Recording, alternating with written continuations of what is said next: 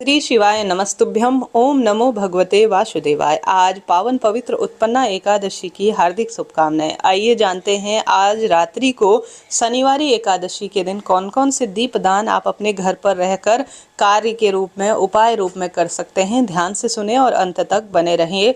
मैं पंचांग खोलकर बैठी हूँ, जिसमें मैंने पढ़ा है आपको सुना रही हूँ। आज एकादशी सर्वश्रेष्ठ रूप में है और कल द्वादशी है 16 तारीख को, और संक्रांति है। संक्रांति अर्थात सूर्य भगवान राशि परिवर्तन करते हैं, जो कि सर्वश्रेष्ठ रूप में दिन जाना जाता है। 16 तारीख को द्विपुष्कर योग का निर्माण हो रहा है, अमृत सिद्धि योग का भी निर्माण हो रहा है और राजयोग का भी निर्माण है। तो आज एकादशी अति उत्तम दिन है। कल रविवार 16 तारीख अति उत्तम दिन है और कल हम सभी अपने उत्पन्ना एकादशी का व्रत खोलेंगे, जिसको खोलने का समय रहेगा 9:12 से 10:30। 9:12 तक हरिवासर का समय रहने वाला है, तो ध्यान से सुनिएगा चीज़ों को।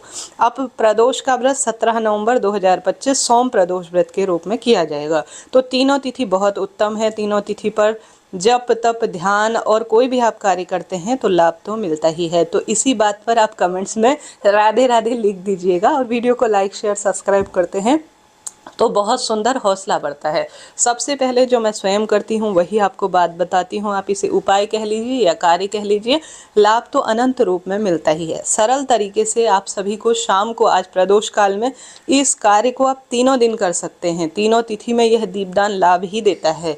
एक प्लेट में आटे के दीपक 5 बना लीजिए। आप आटे के दीपक बनाएंगे, बाद में इसे आप चींटी चिड़िया को जब दीपक ठंडे हो जाएंगे या गौ माता को खिला देंगे तो अन्नदान का सुख मिलेगा, क्योंकि किसी जीव का पेट भरेगा तो इसका परम तत्व सुख तो मिलना ही है।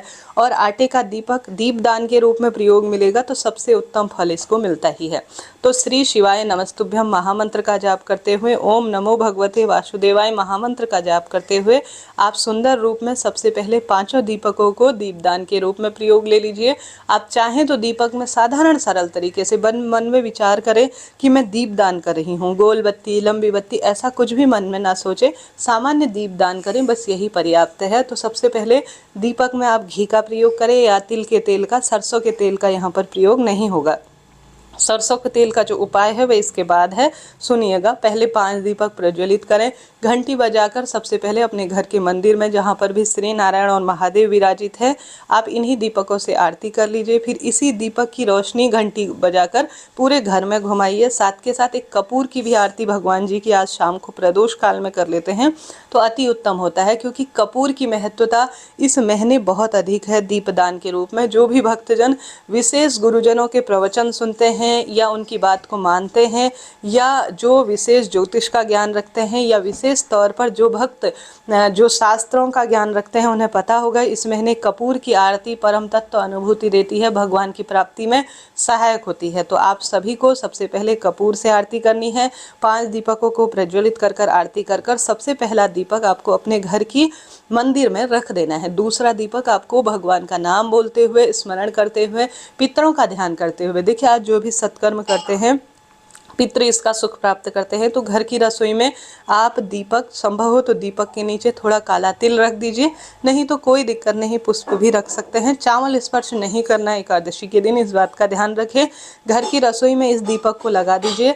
इस दीपक को लगाएंगे तो माँ अन्नपूर्णा और पितरों का ध्यान जरूर कीजिएगा रसोई में लगाते समय, ठीक है, इस बात का ध्यान रखें। अब जो तीसरा दीपक है, 2 दीपक तो आपने लगा दिए, तीसरा दीपक आपको अपने जो तुलसी माता है वहाँ पर प्रज्वलित कर देना है। चौथा दीपक संभव हो तो किसी महादेव के मंदिर में, किसी श्री नारायण के मंदिर में आज दीपदान की बहुत महत्वता है। परंतु जैसा मैंने विदित कराया, घर पर भी देवी देवताओं का स्मरण कर कर सुंदर रूप में उनका पूजन किया जा सकता है। एक दीपक आकाश की तरफ आप अपने हाथ में रखें, कहें कि मैं शिव मंदिर में दीपदान करने जा रही हूँ, मैं महाकाल के मंदिर में, श्री नारायण के मंदिर में, पवित्र स्थानों पर दीपदान कर रही हूँ, ऐसी प्रार्थना कर कर आकाश की तरफ इस दीपक को ध्यान करते हुए आकाश दीप अपने घर की छत या बालकनी में रख दीजिए। 4 दीपक आपने लगा दिए, 5वां अंतिम दीपक अपने घर के द्वार पर आप प्रज्वलित कर दीजिए। बस यह 5 दीपक जिसने लगा लिए उन्होंने पितरों का ध्यान कर लिया और सभी देवी देवताओं का स्मरण कर लिया। देवालयों में दीपदान कर लिया और अनुभूति सुंदर रूप में प्राप्त कर ली। तो इस तरह से 5 दीपक कम से कम आप दान के रूप में आज कीजिएगा, अनंत गुना लाभ आपको होने वाला है। तो 5 दीपक का दान आज करिएगा, लाभ तो होगा ही। बढ़ते हैं दूसरे उपाय की तरफ। जैसा कि आज है शनिवार और आज है दिन शनि देवता का। आज पीपल वृक्ष की जड़ में आप सभी को 1 चुटकी काला तिल और 1 जोड़ा लौंग और 1 काली मिर्च, ठीक है, 2 लौंग, थोड़ा 1 चुटकी काला तिल और 1 काली मिर्च पूरे घर में आप घुमा लीजिए। एक सरसों के दीपक को, जो सरसों का तेल का दीपक होता है, गोल बत्ती का प्रयोग कीजिएगा। वहाँ जा ही रहे हैं तो पीपल वृक्ष की जड़ में एक घी का दीपक भी गोल बत्ती का ले जाइएगा। कुल मिलाकर 2 दीपक ले जाने हैं।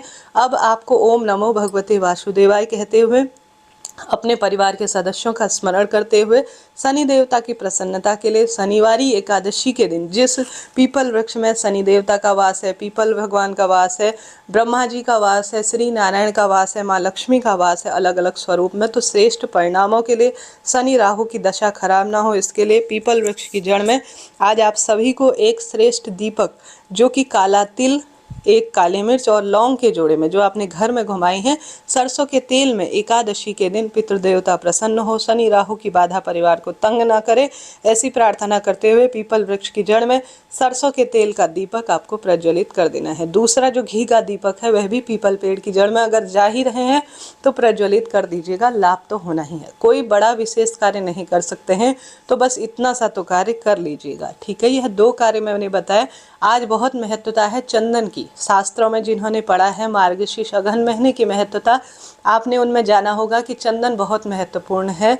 अगर आप मेरी बातें सुन पा रहे हैं और सुंदर रूप में अनुभूति कर पा रहे हैं तो कमेंट्स बॉक्स में राधे राधे लिख दीजिए या प्रभु का नाम स्मरण कर दीजिए।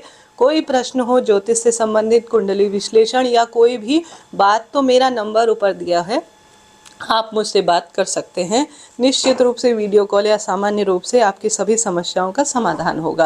अब आप सभी को, जैसा मैंने विदित कराया, आपको लेना है चंदन और 1 तुलसी की लकड़ी को, ठीक है, तुलसी की लकड़ी का हरी चंदन। आज एकादशी, द्वादशी, कभी भी समय हो, अपने घर पर तुलसी की लकड़ी को घिस पर उसका हरी चंदन बनाकर लड्डू गोपाल या श्री नारायण का सुंदर श्रृंगार अगर आप कर देते हैं तो कहा जाता है तुलसी की लकड़ी के दीपक से किया गया हरि श्रृंगार, अर्थात तुलसी की लकड़ी को घिसकर बनाया गया चंदन और उससे किया गया श्रृंगार भगवान जी को इतना सुख देता है ना कि वह आपको गले जरूर लगाते हैं। तो तुलसी की लकड़ी का चंदन श्री नारायण को बहुत समर्पित कीजिएगा।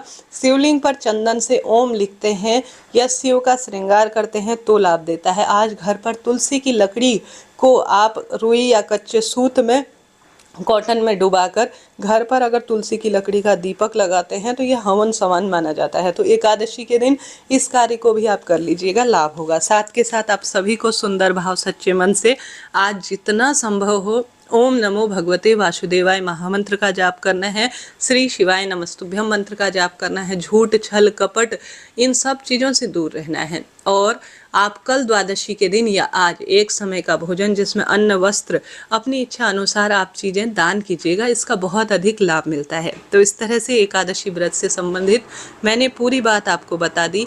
जरा सा भी वीडियो उचित उपयोगी रहते हैं तो राधे राधे लिखिएगा। आज सरसों के तेल का दीपदान करना और साथ के साथ सामान्य दीपदान करना। आज सरसों के तेल के साथ साथ विशेष वस्तु जो कि काली वस्तुएं होती हैं जैसे काला तिल, छाता, जूता, चप्पल, इन चीज़ों का दान करना अनंत लाभ देने वाला होता है। राधे कृष्णा, हरे कृष्णा। इससे पहले भी चैनल पर वीडियो आ चुका है जिसमें बहुत सारे उपाय मैंने बताए हैं। राधे राधे।